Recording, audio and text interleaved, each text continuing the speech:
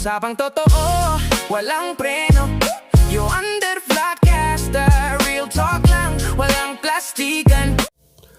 Magandang araw mga ka-Wonder, welcome back sa ating YouTube channel, Wonder Vlogcaster po. Maraming salamat sa mga patuloy natin tagapagsubaybay at sa mga subscribers natin. Pag-usapan natin mga ka-Wonder, itong kumakalat na balita, no? Kahit sa media kumakalat na yan, na ito raw mga pag-iisip ng kaalyado ni Sara Duterte ay unti-unti nang bumabaligtad mga ka-Wonder. Naalala nyo yung sinasabi natin na once marinig nila, kahit na hindi umattend si Sara Duterte dyan sa hearing na ginanap nga dyan sa Kamara, sa House Committee on Justice, magbabago at magbabagong isip na yan. Alam natin mga ka-Wonder, noong nakaraang survey na isinagawa ng Okta, bumaba nga si Sara Duterte at dumoble ang taas nitong si Leni, no?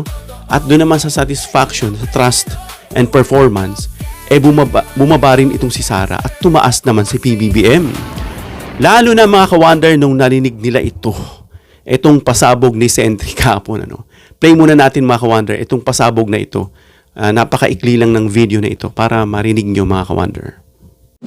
Ang total na nakuha ng Duterte family mula sa isang drug lord na si Sammy Oy ay 181,653,487.36. Ang kopya ng summary ng mga transaksyon sa bangko na nagpapakita ng mga payout ng kilalang drug lord na si Sammy Oy, kina Sara Duterte at sa mga malalapit na miyembro ng kanyang pamilya ay kalakip dito, ginawang bahagi ng salaysay na ito bilang Annex I. Yan mga ka-Wonder, grabe. After 10 years na inantay ni former Senator Trillanes IV, finally kinumpirma ng AMLAC na yung 18 out of 18 kinumpirma mismo, no? At yan, na tinatanggap nilang pera mula sa drug money, no? Na mahigit 180 million to be 181,600,000 point something. Yan po ang tinanggap nilang kabuuan mula kay Rodrigo, kay Sara, kay Pulong, kay Baste, kay Hanilet at kay Kitty, silang anim. Tumatanggap ng pera. Tapos yung mga projection nila mahirap lang, natutulog sa kula. Alam mo yung mga style na ganyan eh. Lalo ka mag-iingat sa ganyan. Yung mga nagpo-project lang ha. Pero kung talagang malinis at walang record, sabi nga ni Miriam no? Nung sa interview niya, no? Na mag-iingat dito kay, sino ba yung sinasabi? Basta may tinanong kay Miriam Duterte, ang bilis na sagot niya. So naakala lang, ayos lang yung buhay niya. Pero how about tong accusation nga? Itong accusation nga ni Trillanes sa kanya. No, na pinaniniwalaan yan ni former Senator Miriam Defensor, deceased Senator Miriam Defensor. No? Kaya itong narinig nila na ganyan pala ang buhay nitong mga ito na nagpo-project, no, na ang tapang-tapangan para, of course, matapang sila at hindi sila salingin. Ano? Pero hindi yan uubra sa panahon ngayon. Kahit magmatapang ka, lalo na, no? Sa panahon ngayon, may marami ring matatapang na kagaya mo. No? Kaya hindi umubra. So, yan sinasabi mga ka-Wonder, na unti-unting bumabaligtad itong mga kaalyado ni Sara Duterte, ano? Dito kay, of course, kay Sara. At dyan sa paniniwala nila, dyan sa mga Duterte, ay biglang nawindang at gumuho. No, ito pakinggan natin yung isang video, maikli ulit. No, mula rito sa bilyonaryo, hiramin natin mga ka-Wonder. Anong tingin ninyo? Where will the politicians, where will the congressmen and the senators now align? Siguro litong-lito na sila. Oo, saluhin mo. May nalalaglag. Oo, may nalalaglag. Paano yan? Uy, dati ako dito. Teka muna. Dito muna tayo sa gitna. Parang silang, baka may masaktan yung sa harap mo. Ay, hindi. Siya, alam niya talaga kung ano siya Oo, yung guest mamaya ni Pinky. Pero tanungin mo yun, because before all this happened, especially after the Vice President announced that she was running for the presidency, ang alam ko, maraming congressman, hindi ko pa pangalanan, ang mga nagsabing mag-a-absent sila, mag-a-abstain sila sa impeachment. Kasi nga, mataas ang mga numero ni VP Sara, pero pagkatapos ng araw na ito, na lumabas yung 6.7 billion pesos, na kailangan bang patunayan, lilitisin pa yan, parang nag-aalanganin na. Daw? Oo. Oo. Totoo? Totoo po ba? Nag-aalanganin na. Tanungin natin yun sa kanya mamaya. Oo. And even the senators, di ba? Kasi, pero mukhang may numero na daw. Ang chismosa ko, Oo. Daw, Okay lang mamaya yan. sasabihin ni Kong Toby Tiangco yung totoo. Oh. Na, may numero na for impeachment in the House. Kasi 1/3 lang kailangan Yes, mo eh. yes. And they already have 150 something. Pero yung Totoo Senado, na, may 150 na.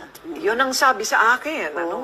Kaya nga Marites salin-salin. Oo. Oo, yun. So, but the Senate is still a question. Of course. Kasi 5 sa kanila ngayon ay mas nanganganib kaysa dati. Pagkatapos nung video ni Speaker Romualdez. So, Unless may arestuhin pa, no? Baka malagasan pa sila dahil sa ICC naman. yes, oo nga. Baka mabawasan pa. Ayan. Malalaman. Exciting times! So yan mga ka-wonder, narinig natin mula sa bilyonaryo, no? May guest dyan na nakita na narinig natin na sinasabi, pinangalanan naman si Toby Tiangco, na malamang siya yung source. Na marami raw sa kaalyado nitong si Sara Duterte ay nagsi-shift na o nagkaroon na ng transition o pumabaligtad mga ka-wonder. At binanggit din nyo sa Senado, alam natin may mga Duterte block dyan, mas nanganganib daw ang kanilang kalagayan matapos magsalita ni former Speaker Martin Romualdez dito sa kanyang pinatotoo na itong ang pananahimik niya ibinasag niya na kasi siya yung tinatawag na siya yung parang fall guy dahil nananahimik siya. After all naman ng kanyang pag-submit ng documents, pa-under dyan sa ICI para imbestigahan siya, hindi siya tumakas, lahat in-exhaust ni former speaker na para fair mga ka-wonder at bumaba pa nga siya sa posisyon. Nanahimik siya. Alam nyo naman dito sa bansa natin, kapag tahimik, guilty. No? Kaya si PBBM, tahimik lang. Akala nila guilty pa rin. Hindi nila alam, si PBBM, nagsalita na, nagsabi na, may pinapakita na, ginawa na. Ang hinihiling nitong mga dilis, more. Walang katapusang more yan. Kaya hindi na lang sila pinapansin. Annoying na kasi mga ka-wonder. So ito nga, at bumabaligtad na ang kanilang pag-iisip. No? At delikado talaga itong si Sara Duterte. At yung mga congressman na nabanggit dyan na hindi raw dadalo sana sa impeachment hearing o kaya mag-abstain, ito yung mga muntik ng mabudol dahil nakita nila yung numero ni Sara nung nag-announce na tatakbo siya sa presidency sa 2028. Medyo natakot itong mga matatakuting ito. No? Siguro mahilig uminom ito ng kape. Na nakita mo agad mga ka-wonder na dun pa lang na of course salamat dun sa mga congressman na hindi natinag, they stood their ground na talagang hindi mo sila mayayanig. At ito nga meron actually 106 lang ang kailangan, pero ang pagkakarinig ko 115 or 150, no? At yan siguradong aakyat diyan sa Senado. At ito nga, pakinggan natin si Sentry. Ito napakaikling video rin ito mga ka-wonder na kumbaga nilabas niya yung kanya pong sentimiento na alam natin kung paano siya itrinato mga ka-wonder. Way back 10 years ago. Nakita ko yun mga ka-wonder. Na ako nga parang ano ba tong trato nila kay Trillanes? Parang hindi senador. Isa rin ako dun sa mga nagsasabi na etong isang to, walang magawa, Kumbaga, parang binash din natin tong si Sentry. Pero all along, yung sinasabi niya at dinadala niya, totoo pala, mga ka-wonder. At isa ka rin dyan, sigurado, Kayo rin, Na bumash dyan. Of course, meron dyan iba na talagang sinuportahan si Sentry. Ako naman, sinuportahan ko naman si Sentry, Way back before umupo itong digong na ito. At yun na nga, dahil nabudol din tayo, yun ang natin paningin.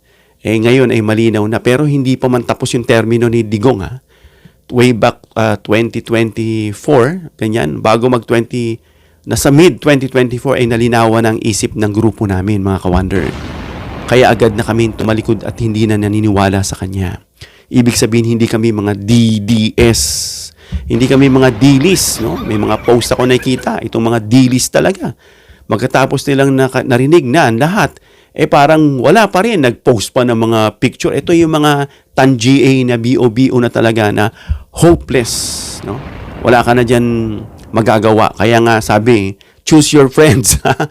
Choose your friends kasi doon pa lang makikita mo na yung kung anong merong kaisipan yung tao, no? Doon pa lang actually masusukat mo na, no? Kung anong klaseng isip yung kaibigan mo, kasama mo, no? Doon pa lang kaya meron ka na agad boundary diyan dahil nalalaman mo yung takbo ng isip, mga ka-wonder, no? Despite of everything. Although patutunayan pa naman ito, mga ka-wonder, no? Pero ito ngang clarificatory question na isinagawa diyan sa House Committee on Justice ay ito po ay sinagot at clarify nung mga nasampina, no? Gaya nitong AMLAC. Ang problema lang itong sa BIR dahil hindi pwedeng buksan dahil may gray area sa batas at hindi nilinaw dahil in aid of legislation lang kasi ang tinutumbok nung kanilang rule. Pero nga, dapat when it comes to impeachment, dapat may kapangyarihan talaga ang Kongreso na buksan yan at hindi pa kailaman ng Korte Suprema. Dahil nga rito sa data privacy, no, hindi nila yung pwedeng i-violate. Otherwise, makakasuhan itong nasa bangko, itong commissioner, no? Kaya kailangan pang linawin at hindi nga pinauwi yung box. Nakaselyo nung dinala at pinirmahan nga nitong commissioner na abogado, mga ka-wonder. So yun, napakinggan muna natin si Sentry na sa kanyang sinabi na sentimiento niya, mga ka-wonder. Sa wakas, no, after 10 years, ay kinumpirma ng AMLAC yung aking nilalabas sa taong bayan simula pa noong 2016. Yun lang, nalungkot lang ako na hindi naniwala yung mga kababayan natin nung una ko itong ilabas. At, pero ngayon, nandito na, no? At sana ay tuloy-tuloy na ito para matanggal na yung mabasag na yung pagpapanggap ng Duterte family na sila ay mga simple mga tao. Pero dito nakita natin, bukod sa kurakot sila, yung pera nila galing sa illegal na droga. So yan, mga ka-wonder, nakakashock dyan, ano?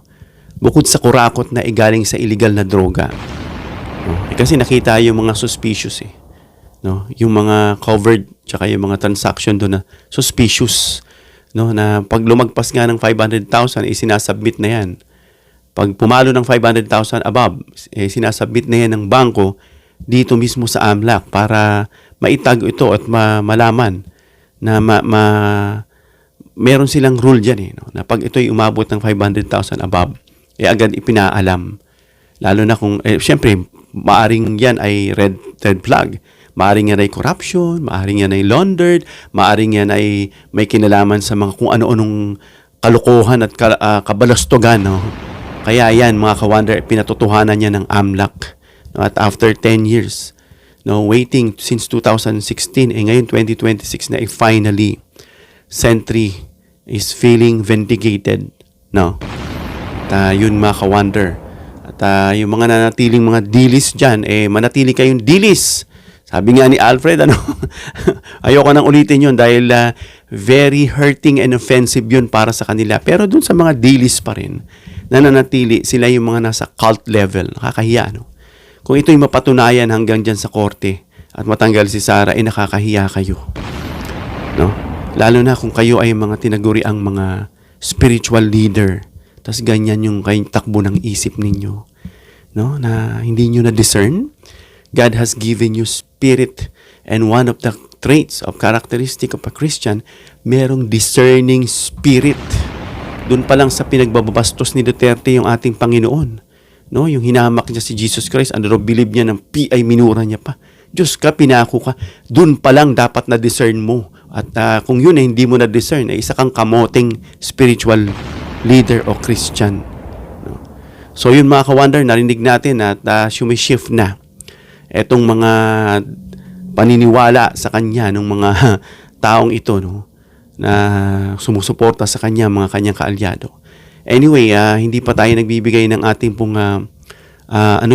final conclusion, no, dahil nga ito po'y dadaan pa dyan sa Senado para sa paglilitis At kaya ko sinabi yan na kayong mga spiritual leader, Christian, ay hindi dahil dun sa patunay lang ha, kundi dahil dun sa sinabi nitong si Duterte na ininsulto niya ang Diyos, na kumbaga wala siya believe. Yun ang pinaka main point ko ron mga ka-wonder when it comes to that area of spirituality.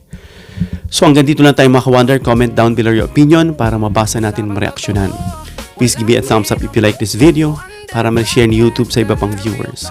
And please share this video para malaman nila na unti-unti na at yung iba bumaligtad na dito sa mga kaalyado ni Sara Duterte nang nalaman itong siniwalat ni Sentry. At nga pala, dagdag pa dyan yung 6.771 billion na joint account nitong mag-asawang Duterte. And please subscribe, hit the notification bell icon and choose all bilang suporta sa aming mga content creators. Hanggang sa muli mga ka-wonder, God bless.